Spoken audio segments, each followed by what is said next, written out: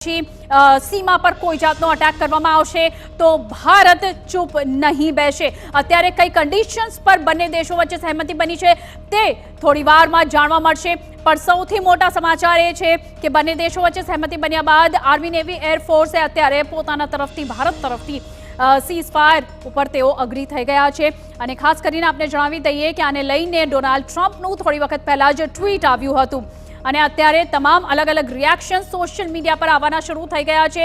દેશવાસીઓ તમામ ખુશ છે। ખાસ કરીને ડોનાલ્ડ ટ્રમ્પે પણ બંને દેશોને જે છે કોંગ્રેચ્યુલેટ કર્યું છે અને કહ્યું છે કે આ બંને દેશો માટે ખૂબ જ સારી વાત છે।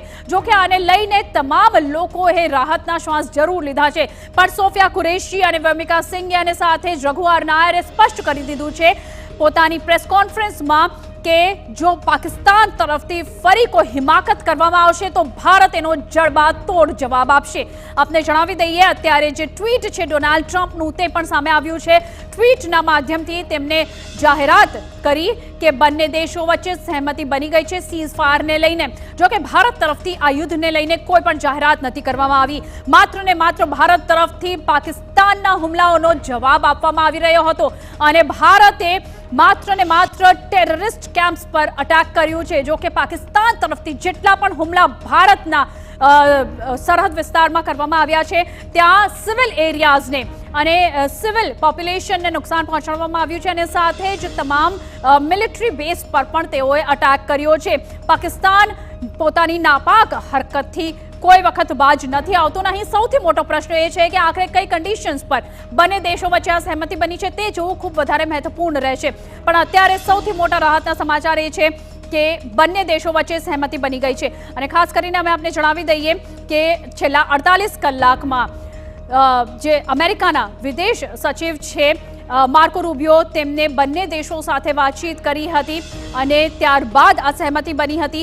જો કે ભારતે સ્પષ્ટ કરી દીધું હતું કે હવે જે બોલ છે તે પાકિસ્તાનના કોર્ટમાં છે, કારણ કે પાકિસ્તાન તરફથી વારંવાર સીઝ ફાયરનું વાયોલેશન કરવામાં આવી રહ્યું હતું અને ત્યારબાદ ભારત તરફથી માત્ર એનું જવાબ આપી રહ્યો હતો। હવે આપને જણાવીએ કે આખરે કઈ રીતે થયું આ યુદ્ધ વિરામ। બપોરે 3:45 કલાકે ભારત પાકના director general of military operations છે બંને દેશો વચ્ચે વાતચીત થઈ હતી અને ત્યારબાદ જે છે આગળની વાતચીત અને આગળની કાર્યવાહી કરવામાં આવી। બંને દેશોએ તાત્કાલિક હુમલા રોકવા માટે પોતાના તમામ સેના અધ્યક્ષોને ઇન્સ્ટ્રક્શન્સ આપ્યા અને સાંજે 5 કલાકે યુદ્ધ વિરામ થયું। 5:33 કલાકે અમેરિકાએ યુદ્ધ વિરામ થયાનો દાવો કર્યો। અમેરિકન પ્રમુખ ડોનાલ્ડ ટ્રમ્પે યુદ્ધ વિરામની જાહેરાત કરી હતી એક્સ પોસ્ટના માધ્યમે। રાતભર લાંબી ચર્ચા બાદ બંને દેશો અત્યારે સીઝ ફાયર માટે સહમત થયા છે। આપને જણાવી દઈએ કે સીઝ ફાયરની જાહેરાત બાદ બંને દેશોએ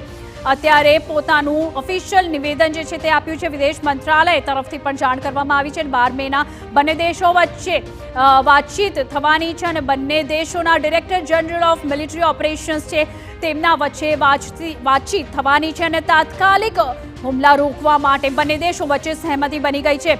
તો માર્કો રૂબિયો તરફથી એ પણ કહેવામાં આવ્યું હતું કે છેલ્લા 48 કલાકમાં કેટલાય ફોન કોલ્સ થયા છે ભારત સાથે પણ વાતચીતને લઈને અને પાકિસ્તાન સાથે પણ વાતચીતને લઈને અને ત્યારબાદ ડોનાલ્ડ ટ્રમ્પનું ટ્વીટ સામે આવ્યું। એક્સ પોસ્ટના માધ્યમે તેમણે જાહેરાત કરી 5:33 કલાકે કે બંને દેશો વચ્ચે સહમતિ થઈ ગઈ છે સીઝ ફાયરને લઈને।